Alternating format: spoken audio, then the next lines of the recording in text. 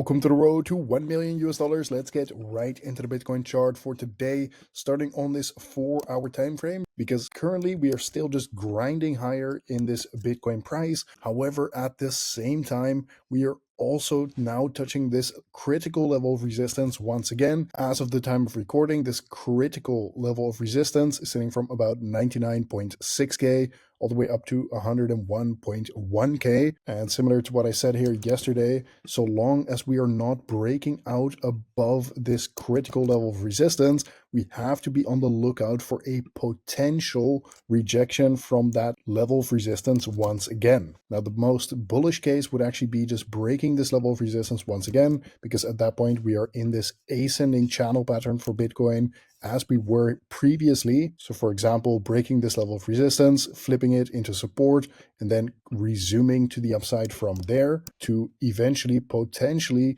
break this critical level of resistance to the upside. And then from there, we are making new all-time highs and we can start looking for much higher prices for Bitcoin to be reached. However, for now, the first priority is actually breaking this level of resistance first. And besides that, so long as we are not breaking this, guys, I simply have to sit here every day and say that I don't think we are fully out of the woods yet. I need to see a break of this level of resistance. Otherwise, I still think this is completely on the table. Okay, so I'm not trying to be like a perma bear here or anything.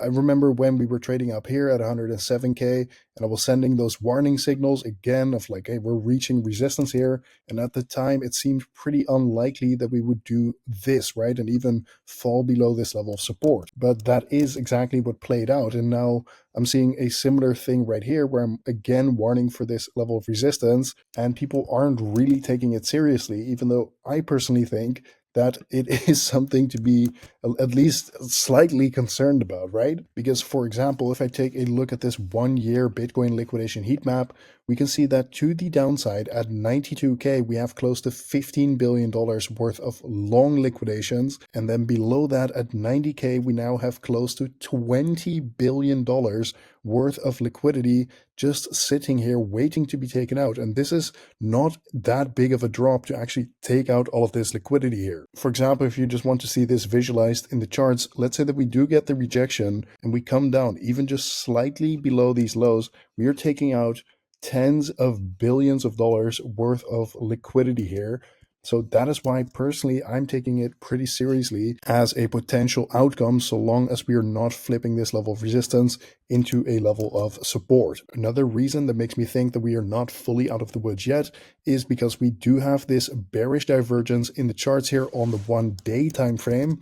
And typically with a bearish divergence, you will either see some choppy sideways price action or potentially some bearish momentum on that 1-day time frame. So far, we saw about a 15% move to the downside since confirming this bearish divergence. However, we then found some support in this big level of support from about 93 all the way down to 91,000. So you can basically see it like this. We have some critical level of resistance here and we have some critical support. Let's say that we do fall below 91,000, then I do think it is very, very likely that we are coming down to this big level of support below that to come grab all of that liquidity that I talked about earlier in this video. So for now, it is basically a game of waiting to see what is going to happen. Of course, we do have the holidays and everything right now, so there's just a little bit less volatility. Of course, the lower time frames are still interesting to trade. Next, let's take a quick look at the Bitcoin ETF flow tables. Yesterday, we saw another net outflow of over $300 million.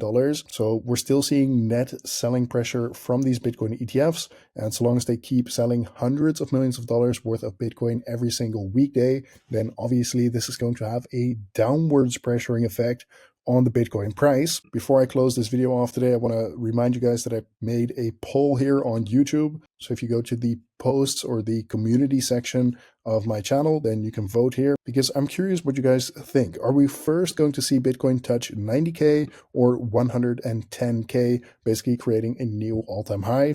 So far, what I'm seeing from these votes here, we are having a split decision, right? So it is down to the wire here, and that's why I wanted to ask you guys in this video to come here and vote in the community section of the channel. But regardless, this has been today's market update. Thank you very much for watching once again, and I will see you tomorrow in the next one.